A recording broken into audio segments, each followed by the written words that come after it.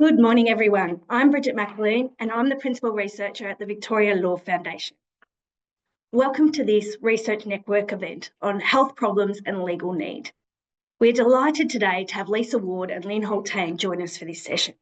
I would like to start this event by taking the opportunity to deliver an acknowledgement of country.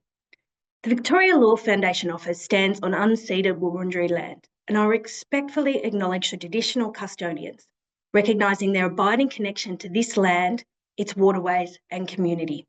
It is my privilege to pay respects to their elders and to all the generations who have nurtured this land for over 50,000 years and continue to do so. We believe that acknowledging the past is an essential step in building a better, more equitable future. We recognise the impact of colonisation, its legacy of injustice, and the marginalisation of Aboriginal and Torres Strait Islander peoples. We aim to break down the barriers to justice for all Victorians through our work in research, education and grants. We're committed to making a sincere and positive contribution to a better justice system for all of us, especially those who are vulnerable and in most need. Just some quick housekeeping before I introduce our first speaker. We're in a webinar format, so only panellists can be seen and heard. There'll be time for questions at the end, so please use the Q&A function on Zoom, where you can also upvote other questions, and we'll try and get to as many of those at the end of the webinar. And we're recording the session and we'll distribute it after the event. Today, we're exploring the links between health problems and legal need and capability. As mentioned, we have two speakers, Lisa Ward from First Step Legal and Lynn Holtain from our very own Victoria Law Foundation. We'll first hear from Lynn, who will speak to findings on our upcoming paper on the link between law and health, drawing on the flagship Victorian Law Foundation Public Understanding of Law survey. I'll then pass over to Lisa, who will speak on First Step Legal's service model and key findings from an outcome evaluation they have conducted. We'll then have a short panel discussion before Q&A time. A further bit of housekeeping, our speakers have also allowed us to share their slides from today.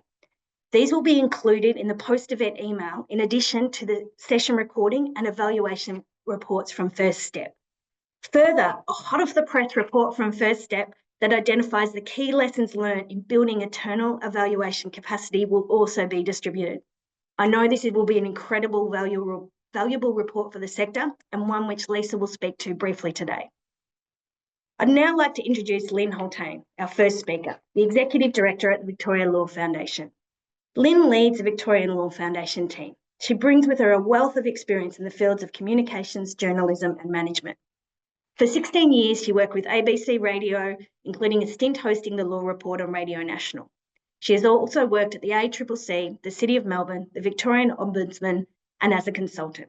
She has degrees in Laws and English from the University of Western Australia and holds qualifications from the Australian Institute of Company Directors, the Institute of Community Directors Australia, and has attended the Cranlana Centre for Ethical Leadership. Over to you, Lynn.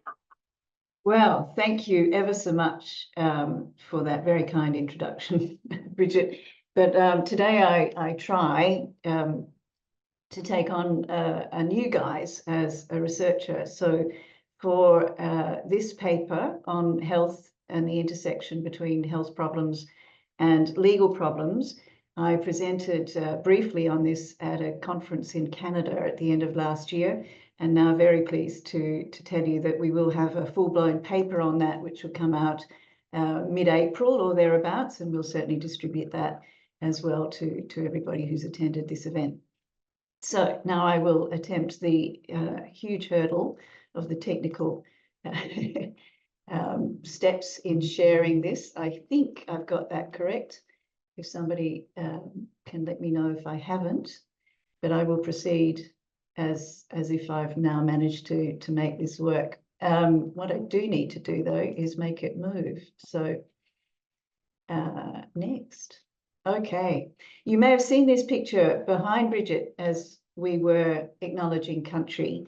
It's a beautiful image that we bought from the Torch, an outstanding organisation, and I too acknowledge the traditional owners of land on which we have our offices and also where I live, which is the Boon Wurrung people, both of the Kulin Nation.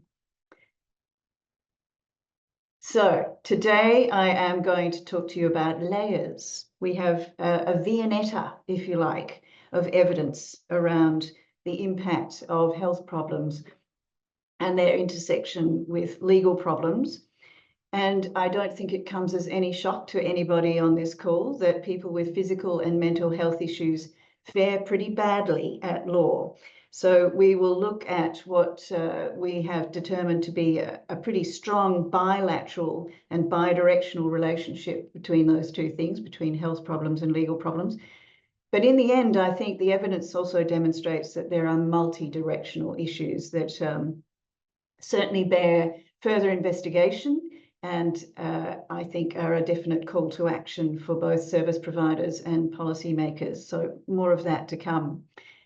Years and years ago, we had the first national legal needs survey in Australia. It was called the Law Australia-wide survey, and they made this remark: a clear and strong link between health conditions and the experience of legal problems. And I quote that, 15 years old as it is, to demonstrate that this has been known for a long time.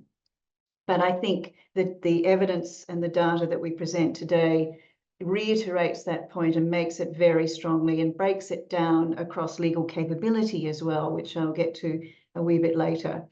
But what our evidence shows in brief is that people with long-term illness or disability and elevated levels of mental distress, whether that's moderate or severe, have higher numbers of problems which last longer, they're more severe, and the problem types they encounter are more likely to be debt, money, and family problems, which we also know present in combination with lots of other legal problems, and we know this from other research done in other parts of the world. The consequences of their legal problems: high levels of stress, loss of confidence, as well as physical injury, and some really substantial life-changing impacts as well around changing jobs, having to move house. And all of these, of course, bundle up and have a further impact on mental health status, leading to potential exacerbation both of their legal problems, but also in their ill health. So we're looking at a knot here, which we're trying to untangle. And the evidence is pretty strong in one direction, which I'll share with you in just a moment. As I mentioned, what is new in the Pulse survey, beyond what we understood from the Legal Australia-wide survey, is the dimensions of legal capability.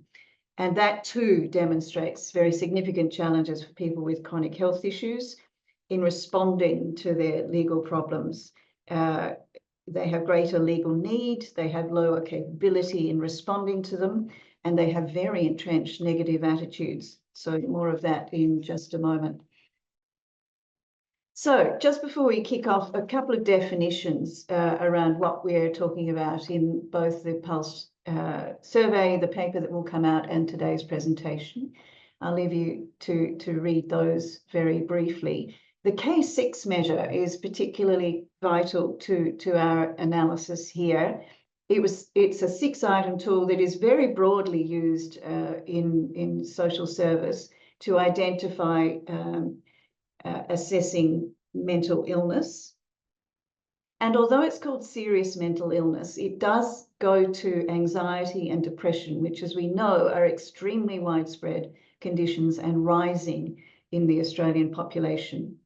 We developed a 6-category measure, as you'll see there, which goes from at the top, no long-term illness, disability, and no or low mental distress, right through to the combination of all of those things, long-term illness and severe mental distress. So that's the shape of the graphs and tables that you will see through this presentation. I thought it might be worth also showing you how this plays out as a population sample. So the sample for the Pulse was 6,008, but the way in which it was constructed, and you can see all of this in detail in the papers, in the Pulse major reports, we can extrapolate that to a Victorian population. So we're talking about 2,900 or 2,979,000, or just under 3 million people in the low category, and around 154,000 in the high mental distress and disability category. So that's the spectrum that we're looking at. But if you take those two last numbers, two last rows, we're talking about over 600,000 people who have disability and levels of elevated mental distress. If we look at their problem prevalence, so this is their likelihood to have had legal problems over the last 2 years before the survey was conducted, this is how it looks across that Pulse population sample. So in the low category, we have just under or just over a third of people have a legal problem. And at the other end of the spectrum, we have just under 3/4 of people likely to have had a legal problem. So once we start to see this pattern across ratcheting up through mental distress, and once again through people with disability and mental distress, remember this pattern. We will see it over and over and over again today. But I thought I'd put that together for you just to show the stark contrast. So in the tealy color, we have the number of respondents in each of these categories. And as you can see, that's a pretty low number for people with severe mental distress, 2.4%, with no disability, and 2.8% with both disability and severe mental distress. But then look at their likelihood of legal problems. So we see this pattern once again of the ratcheting up, and the stark contrast, particularly at the right-hand end, between people with disability, severe mental distress in numbers, and then their experience of legal problems. It's overwhelming. So what we're looking at here is their numbers of problems, which is once again a feature of the experience of mental distress and disability. Again, we see this ratcheting situation whereby people on the right-hand end of our figure here have over half of them have more than 2 problems, which is in significant contrast to the people on the left-hand side of this table. I'm whipping through these slides because there's a lot to get through, and I think it's just worth demonstrating to you the overwhelming power of these numbers, and then we can talk further in the Q&A about the implications of this. Duration is yet another instance where we see significant impact for people in those categories of illness and disability. The top red line, disability and severe mental distress.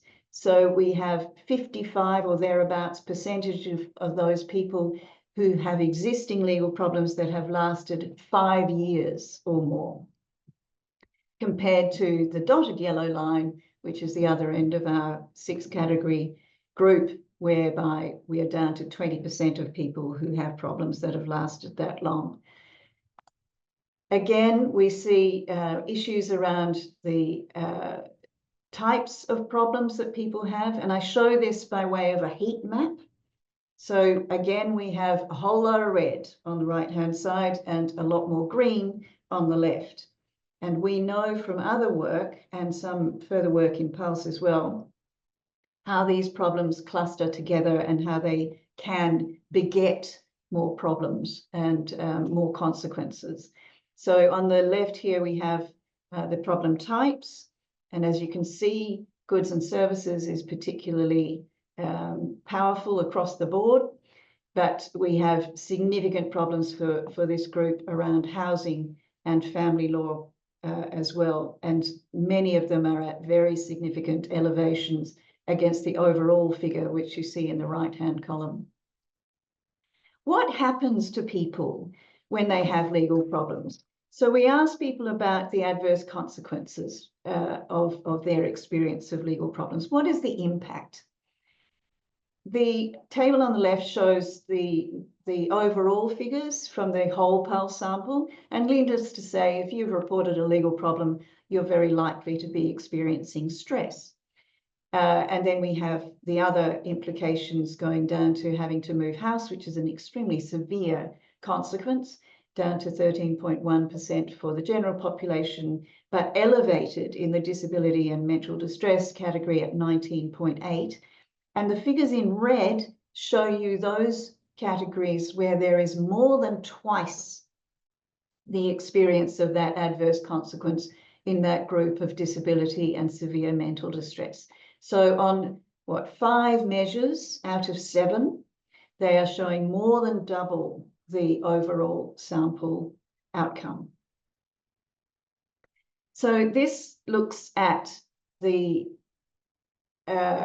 the numbers of adverse consequences, and what we did in the Pulse was ask people for all the consequences. So from one legal problem you can have numerous adverse consequences, and once again we see this very familiar pattern by now of the ratcheting up and the very significant impact on people with severe mental distress, and particularly at the right-hand end, but also for those people that do not have disability but still have elevated levels of mental distress. So I think if you put all of this stuff together, we are very clearly seeing that the clear bidirectional relationship between health problems and legal problems increases the likelihood that you will have more legal problems, which last longer, which are more severe, and the experience of these problems can lead to greater adverse consequences, and including on their health. What the Pulse did, as I mentioned at the top, is look at legal capability for the first time in a population context anywhere around the world. And legal capability is defined as the group of attributes you need in order to effectively take advantage or to have an opportunity to make a decision about whether and how to make use of the justice system. That's the technical definition. So we have knowledge, skills, attributes, and resources, and you need a combination of all 4 of those in order to respond to your legal problem effectively, or to make a call about whether or not you will.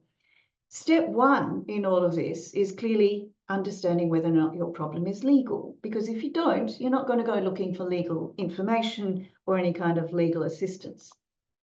So let's have a look at the problems identified as legal. So this is a really interesting finding, because we have, for the first time, a kind of inversion of the pattern that we've seen so far. So what we've got is that people with disability and severe mental distress are more likely than others to identify their problem as legal, 48.4% as opposed to 28.9%. We think, however, and this bears further investigation, that this might mean that people in this category have a higher awareness of the legalness, the legality of their problems, because they have more of them, because they have relatively greater involvement with the justice and the legal systems, and have greater experience in handling legal problems and using advisors. So not necessarily the best possible reason for them to have this level of insight.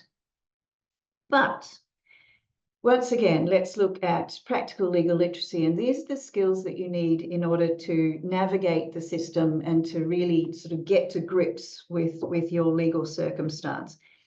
We looked at what was called in the past practical legal literacy, and we defined this around 6 different measures, but they looked at things like ability to read and comprehend documents and information, ability to write statements, verbal communication and comprehension, and in navigating and solving problems.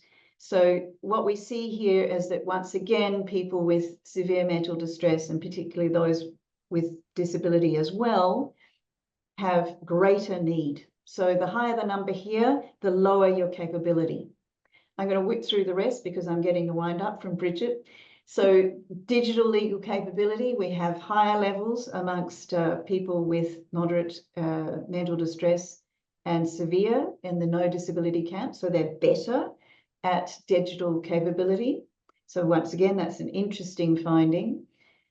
But looking at whether or not these are real legal problems that people need help with, so the percentage of unmet legal need, which is the pale blue, we have once again an incredible contrast at the right-hand end of this figure, which shows that there is serious unmet legal need in this group compared to other groups in the sample.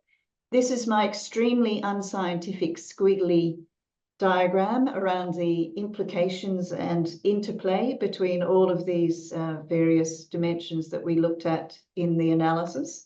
But I think it shows that we've got very clear links between poor health status and everything else on the screen, and then some further work to be done, which I look forward to talking about in the discussion in other dimensions.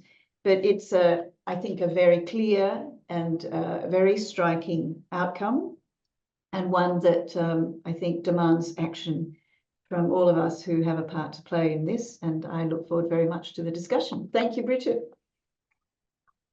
Thank you, Lynn. The data is certainly very striking, and I know I love nothing more than diving into some good graphs to start the day.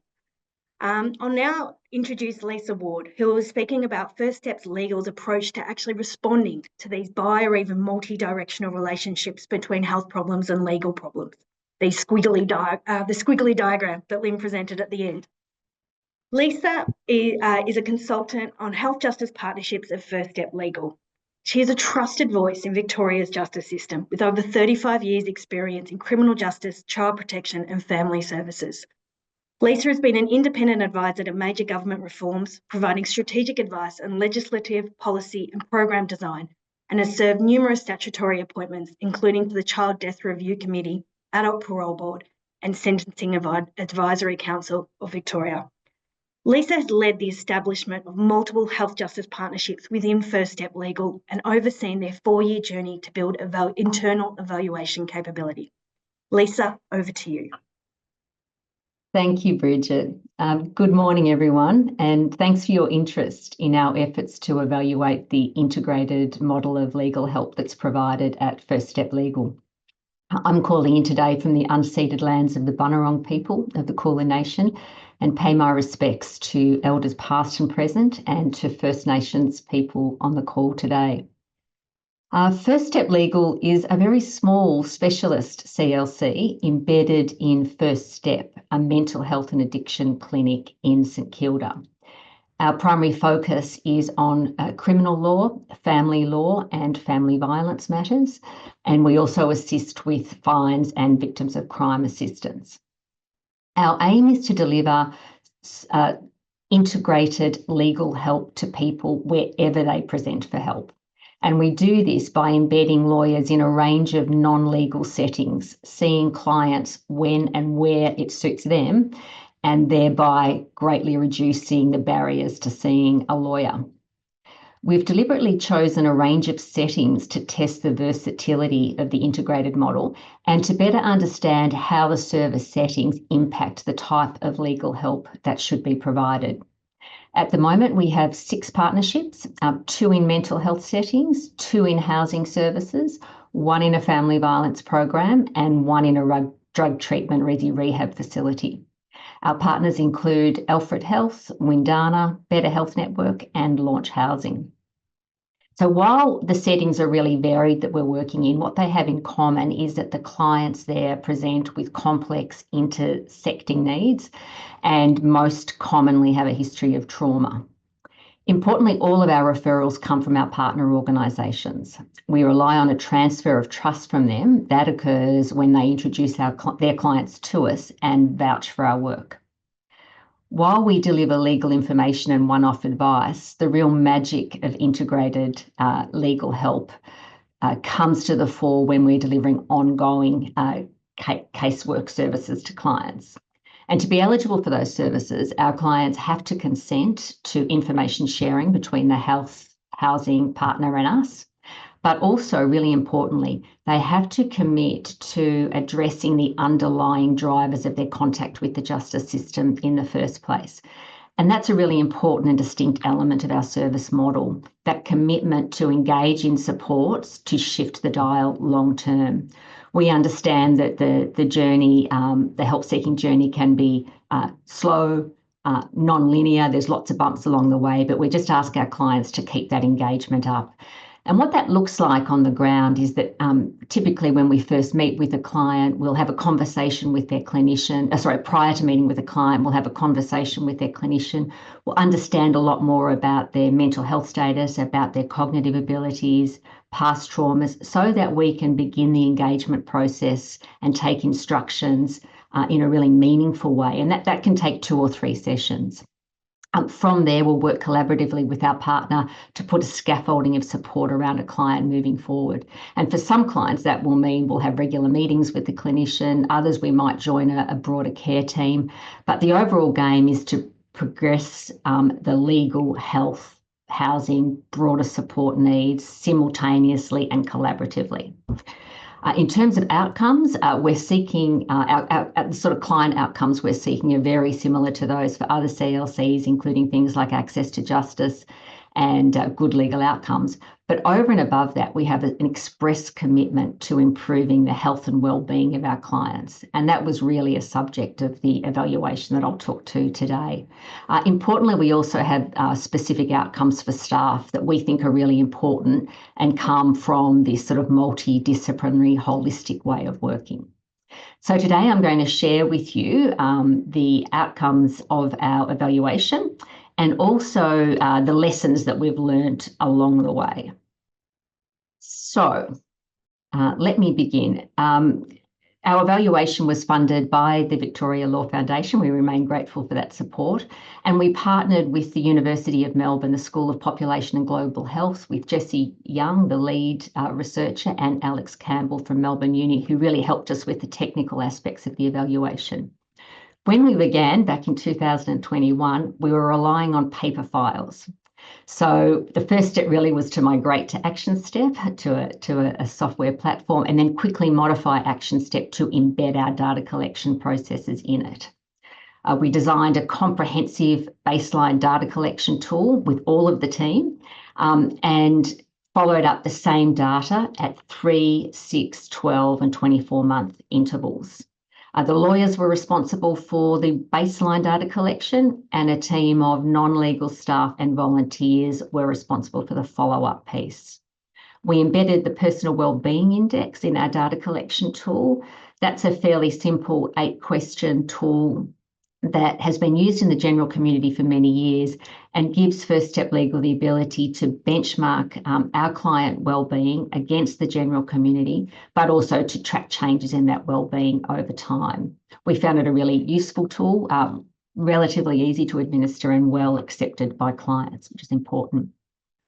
So our clients are really a high need, high risk group in many ways, who have complex and intersecting needs. They're very much in that sort of higher category of mental distress clients that Lynn was referring to. You'll see there that 75% have had a mental health diagnosis. Many have undiagnosed mental health conditions in addition to those. I think it's important too to see the those last 2 stats there.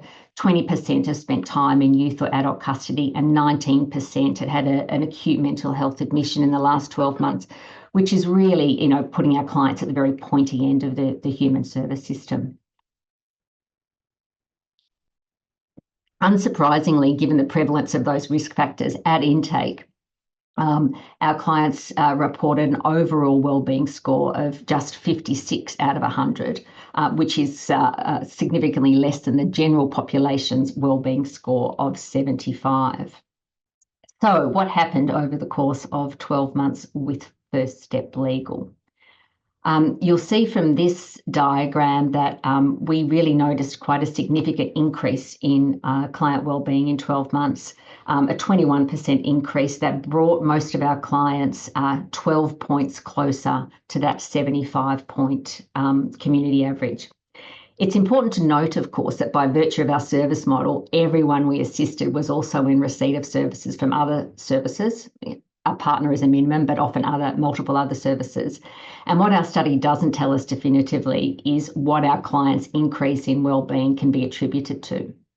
However, were some really important clues in the qualitative data that showed a strong a strong indication that our clients think it's the fact that services are embedded and working collaboratively in an integrated way that has the biggest impact on their changed circumstances.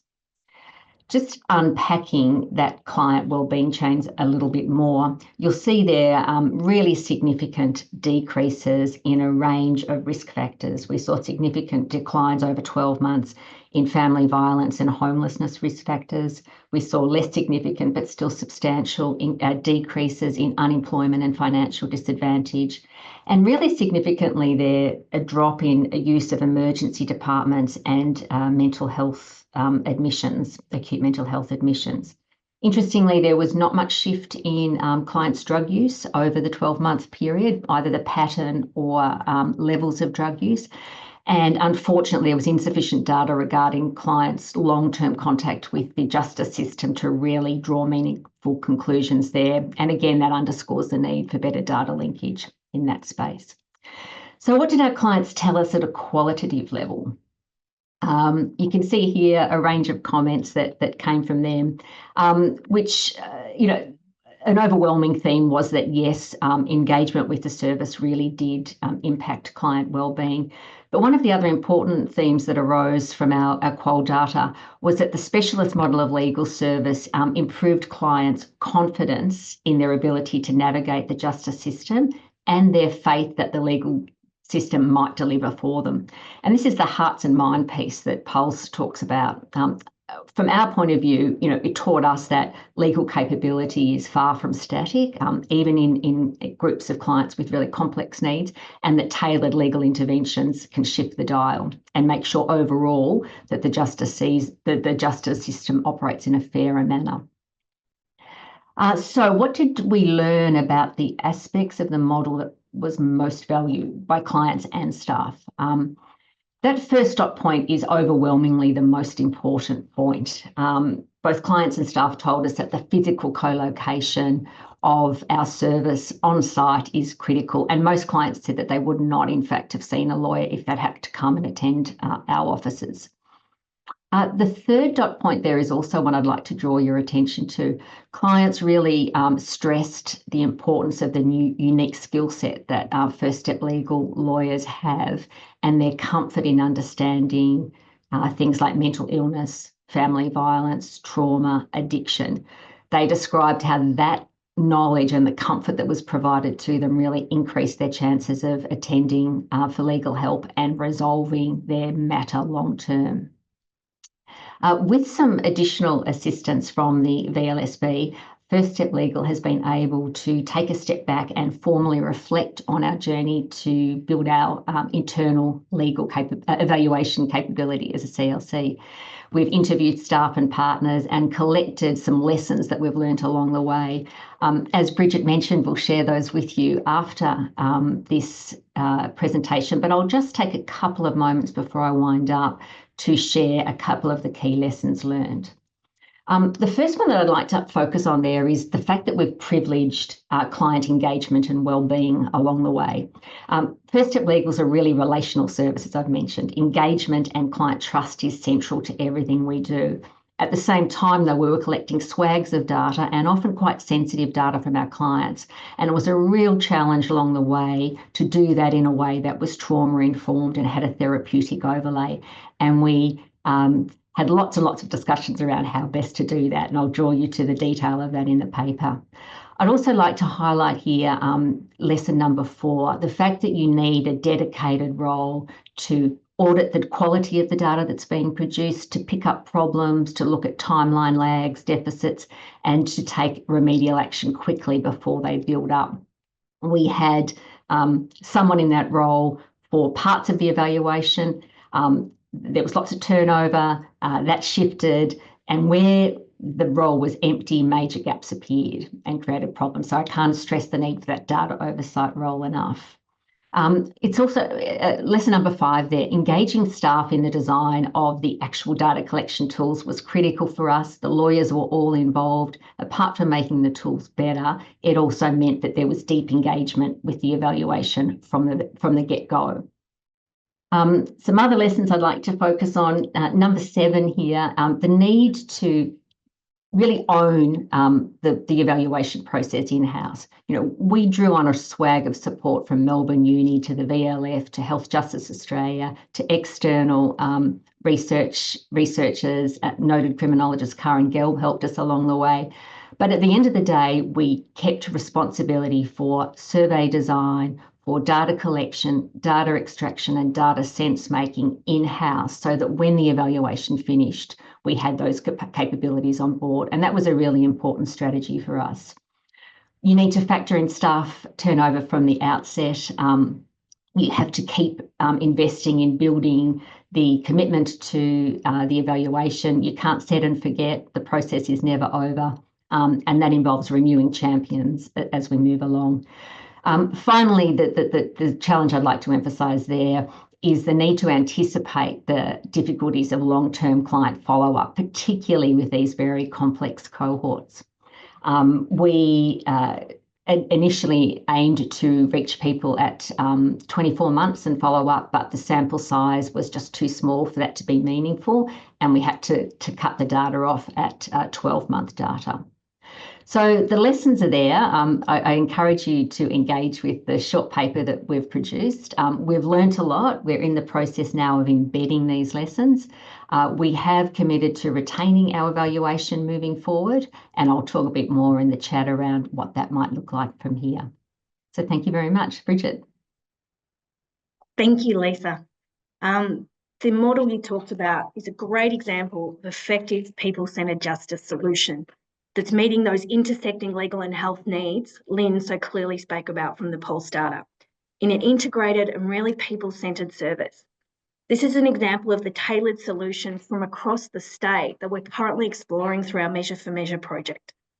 The Measure for Measure research has found that equitable and purposeful coordination and collaboration between different stakeholders and services, including between legal and other social services, is one of the elements that the initiatives that are working have in common, with examples along that spectrum, from better coordination and communication to the full integration and partnership that, Lisa, you've spoken about today.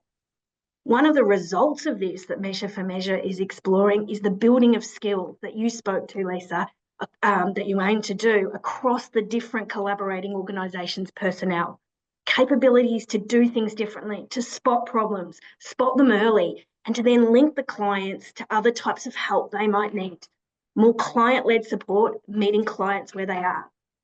Lisa, can you talk a little bit about what the evaluation found out about the outcomes for staff for working in this multidisciplinary model?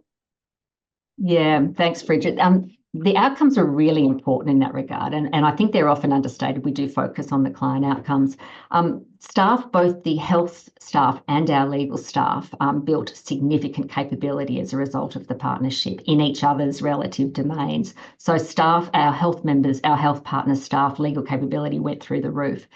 One of the more surprising findings for us, though, was that the health staff reported on the improvement in job satisfaction that came from multidisciplinary work and the reduction of stress. And in this sort of post-COVID environment where our health services are really struggling to recruit and retain staff, and tell us that they're often working with a quite young and less experienced staff group, it's important that those staff have the capability to hand over the stress of some of their clients' legal matters to a trusted partner. And they told us that that really, really reduced their anxiety as practitioners, which was so critical. They also talked about the fact that they're often dealing with people who have very chronic health issues that take a long time to resolve. And the quick win that can come from having a legal matter resolved relatively quickly is like a sugar hit for them and for the client, and builds that trust that their clients have in them because they introduced legal help to their client. So lots of really important findings in the staff domain. Thank you. Lynn, a question for you. These health justice partnerships, they're one example of this integrated, more holistic model for addressing intersecting health and legal needs, but they can be resource intensive.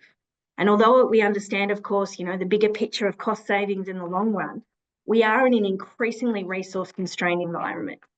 In this environment, what other examples are there of less costly initiatives that can still shift the dial a little bit in better meeting intersecting need and can be taken to scale? Excellent question. I think we would all love to see the first step type approach across the board. The health justice, I think, model is something that has been developed, exceptionally well in Australia over the last 20 years or so. And I have said on many occasions that lawyers need to understand themselves better as social servants and to see themselves in that light. But this is not yet the case. And just to sort of sheet that back to the numbers that I put up at the beginning of my presentation, we're talking about over 2 million people. So just under half the Victorian population who fall into those categories around disability and or mental distress. So it's not a small cohort. And much as we would love the first step wraparound option for everyone, it ain't going to happen. So even at that very pointy end of disability and elevated mental distress, we're talking around 600,000 Victorians. What do we do? Well, I think, the data around capability is game-changing in terms of understanding how we can make a dent in this.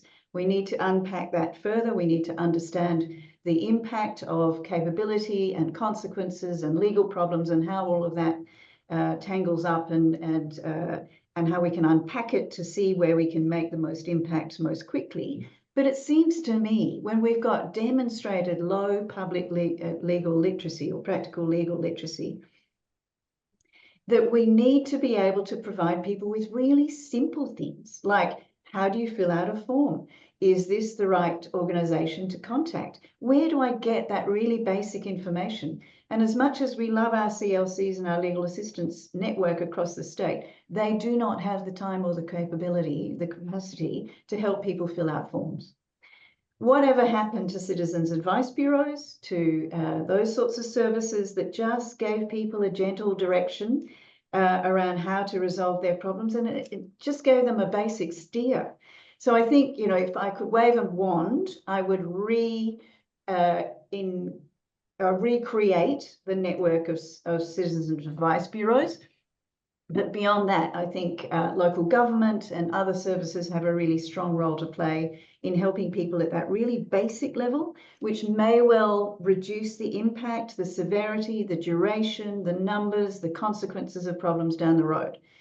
Clearly, we need to do a bit more work on that, but I think it's absolutely worth a shot, and the evidence thus far is clear that a bit of, it's a bit like that stitch in time analogy, stitch in time saves 9. Let's see if we can make a dent at the beginning of people's legal problems to save them getting much more complex and distressing at the other end. Thank you. Lisa, talking about scaling, based on learnings from the evaluation and the journey of doing these range of health justice partnerships, what are some key considerations for scaling up the model? What else is needed beyond funding? Taking a step back, I just want to pick up on the issue of economic viability of the model, and I think it goes in a way to sort of questions around future research priorities. But I think we need to really become much better at quantifying the avoidant costs that comes from the sorts of intensive legal services that are provided. We saw significant decreases in use of expensive emergency department visits, of acute mental health services. We know anecdotally of reduced prison admissions, reduced use of remand. Significant economic impacts that we just aren't capturing at the moment. And I would like to see, as part of scaling, I'd like to see an investment in economic impact analysis in this space so that we can quantify and build the case for further funding. We sort of aspire to a world where really when anyone is conceiving human services for people with complex needs, legal services are in the mix. That is really the vision that First Step Legal is working to. And we're trying to build the evidence, case for that as we move. I think there's real grounds that for optimism that I'm thinking, for instance, in the health space, increasingly we're getting an understanding that, if you do a homeless outreach service, you need to have a health practitioner on board. If you deliver a setting in an acute mental health setting, legal issues are likely to arrive. I think over time we need to really embed this as the norm and work with major government reform processes. Family violence, I think, was a missed opportunity to embed legal services deeply in the family violence sector. I think we need to embrace those opportunities that arise and make sure that legal is at the table alongside health, housing and human services. Well said, Lisa. Lynn, just picking up on Lisa's point about further evaluations and research and studies in this area, what other studies or work do you think we need across the sector to build that evidence base of what really works to meet complex intersecting need? Okay, where do I begin? I think the more you know, the more you know you don't know. So what my investigation of the PALS data has shown me is how much more we need to unpack and how much value we could extract from that. So trying to pick where to start is is an interesting challenge. But I think that intersection, and Lisa put it really well when she talked about confidence and the impact that can have on people in turning their thinking both about their relationships perhaps with their service providers, but also in themselves and how they are in the world. So just as a really basic further investigation, I would love to look at the stress data, which is pretty universal to people who have legal problems. But where does that begin, and what impact does it have on other consequences, other legal problems, family relationships, debt and money issues? What part does stress play, and where does it come in the process? And therefore, can we look at service provision models, which are pretty straightforward, around reducing that stress? And maybe one of those is providing support to fill out forms. Another is making sure that people get clear communication and that they understand and have expectations around the outcome of this process, whether that's provided as just straight information online or in paper or through contact with services. But how do we tweak that bit in order to see what else we can reduce along the way? I mean, it's a pretty small ball kind of idea, but I think it's one where we could see some really significant shifts in people's attitudes to engagement with legal process. Thank you. And Lisa, what next for you? You talked about embedding this evaluation process. What does that look like? Well, the good news, Bridget, is that we've actually decided to continue with all the key elements of the evaluation moving forward. We have retained the use of the Personal Wellbeing Index. We've tweaked our baseline intake data collection tool, streamlined it, lost a few fields, but probably most significantly, we've decided to take a more pragmatic approach and lose the 24-month follow-up period. We're following up our clients at 6 and 12 months only now. That's sort of a resourcing issue, but it's also about client impost and how much you really can expect from your client cohort in this space. But it's really fair to say the culture at First Step Legal has shifted, and evaluation is deeply embedded in what we do. I think the fact that we're a relatively small community legal centre has helped that journey along. It's been easier to maintain the change, but it's there, and I believe it's there for the long haul. It's now really just about refining, enhancing, and we've got lots of ideas on how to do that we're going to pursue in the next 2 or 3 years. Oh, that gets me so excited talking about that. Just a last question of this Q&A before I go to some of the questions we've been asked from the audience. To both of you, what should others be thinking about in terms of learning what their services do and achieve? Lynn, I'll pass over to you first. Well, I'm not a service provider and I never have been. So I think, I absolutely cede to Lisa in terms of how this works on the ground. But I think, you know, the lessons that that First Step have so graciously shared with all of us around what they've learned from this process and how that means ensuring that there is co-design, that there is engagement with staff, that you keep up the effort despite turnover of staff, that you maintain analysis capacity in-house. All those things I think are really, really consistent with what we would understand to be essential in trying to sustain the insight and to build the insight around your own practice. I'm not sure if I'm answering your question appropriate, Bridget, but I was just so struck by Lisa's list and thinking, yeah, tick, tick, tick, that's exactly what we would see as well as being critical. And that is really challenging in our service environment. It's really hard to do that, and enormous plaudits to First Step for holding the line and continuing to persist, because it is really easy when you lose that capacity in-house to think, oh, okay, well, we'll just push it more into frontline service, we'll buy another half lawyer or whatever it is we can do with that money. But unless we make a really strong case, as Lisa has also pointed out, then this ain't going to shift. So the evidence, and this is what drives me crazy about the law, you know, amongst many other things, that for an edifice in our community that maintains its commitment to evidence as being critical in all its decision making, we are really rubbish at using it in terms of our own practice. So building that evidence and continuing to keep up that effort, I think, is bottom line. Thank you. Lisa? I think at a really micro level for service providers on the call today, one of the key issues is to demonstrate to your staff the value of data and to do that consistently. So there's a bit of a feedback loop going on within your practice. So staff in CLCs, in my experience, are most driven by good client outcomes. That's what motivates them. And if you can demonstrate a direct link between how collecting this data can improve the client experience, I think you're a major hurdle's overcome and you've got support for the evaluation. So keep using it, keep drawing it and demonstrating its practical use in the immediate term. Thank you.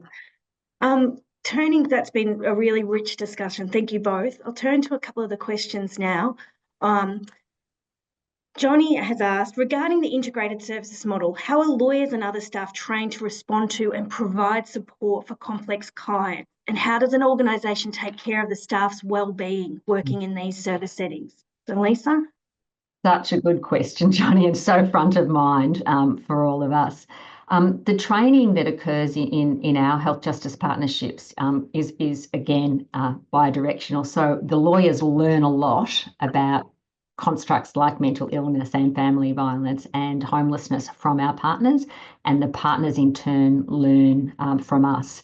While we do formal training sessions, you know, the sort of exactly what you'd expect, we have found over time that secondary consults are the most useful tool for building capability. And that's essentially when, you know, our health partner will come to us and say, I've got a client, no identifying details in this circumstance with this sort of issue. What should I be thinking about?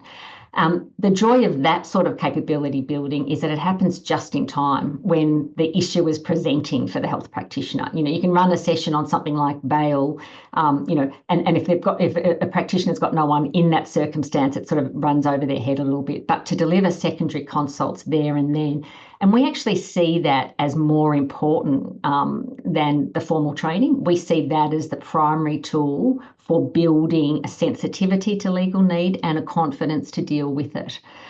In terms of the wellbeing piece, again, because we're working in these integrated health settings, I guess our mind is quite firmly attuned to the impacts of both trauma in clients, but a traumatic work environment potentially. I don't think we've solved the magic. I've got the formula 100% right, but I think alertness and sensitivity to those issues are significant.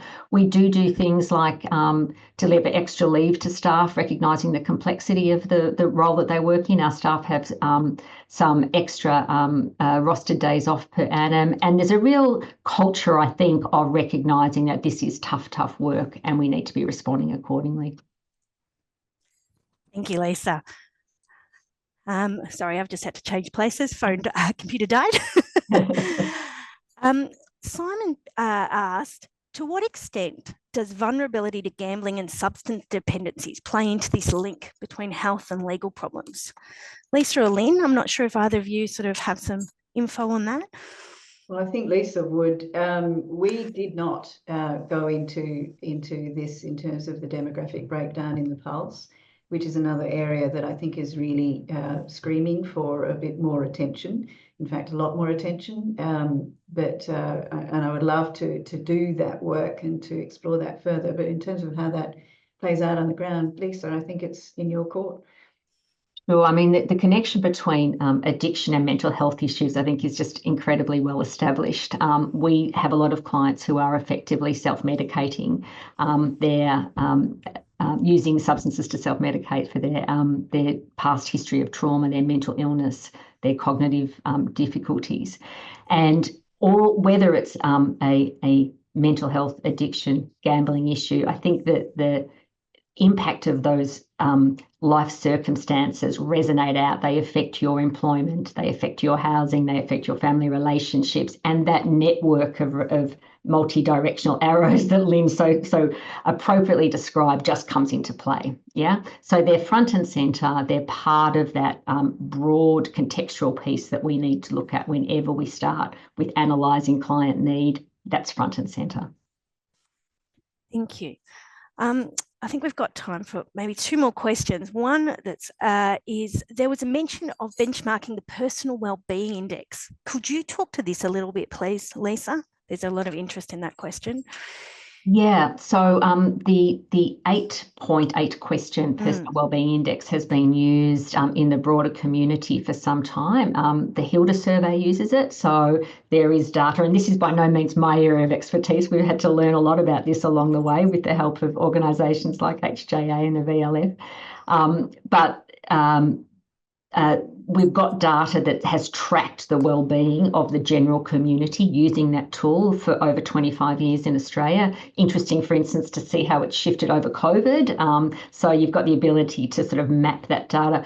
And so by using the same tool, we were able to compare our client group with the general community across a whole range of different domains, which can be a really effective way of communicating the wellbeing deficit that our clients bring to the table, but also to map it, the change over time.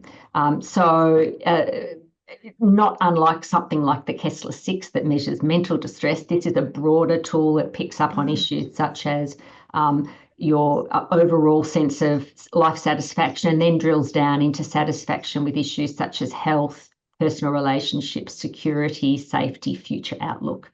It's a useful tool and relatively easy to administer, and our clients tolerated it well. And is this index part of your embedding of the practice? It's something you're continuing? That's right. Yeah, absolutely. So that's embedded in our basic, every time we sort of sit down to start with a client in our baseline data collection tool, that's there. And then we follow up with those questions now at 6 and 12-month intervals. Wonderful. Thank you. So one more question, and this just a quick one. What did the process of follow-up data collection look like? Was it a phone call to the client to ask questions? And how did the clients react to these follow-ups? Really practical question. There was one of the biggest challenges of the evaluation overall. And to be frank, I don't think we anticipated that enough at the beginning. I think in hindsight, we should have vested responsibility for that role in the lawyers and or the in-house social worker. We invested that in too many different roles within the practice, and that was a mistake.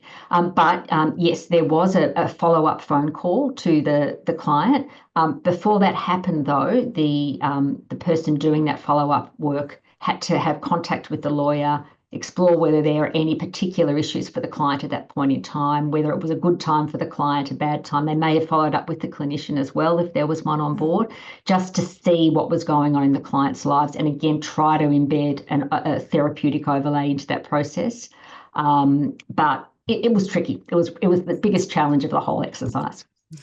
Thank you so much. And I'm going to have to wrap up there, but I'd like to extend a huge thank you to our panellists, Lisa Ward and Lynn Haltane. And I'd like to thank you all to the audience for coming. This Research Network event, these are held quarterly, and our aim is to bring you insights for international and domestic developments in access to justice and legal need. If you've got any ideas for future sessions or something you're looking forward to, please get in touch to discuss. The video of this session and the resources, as we discussed, will be shared soon, and we'll let you know, just in case you want to watch it again, or please distribute it to your colleagues and friends. And thank you all, and I hope you all have a wonderful Tuesday.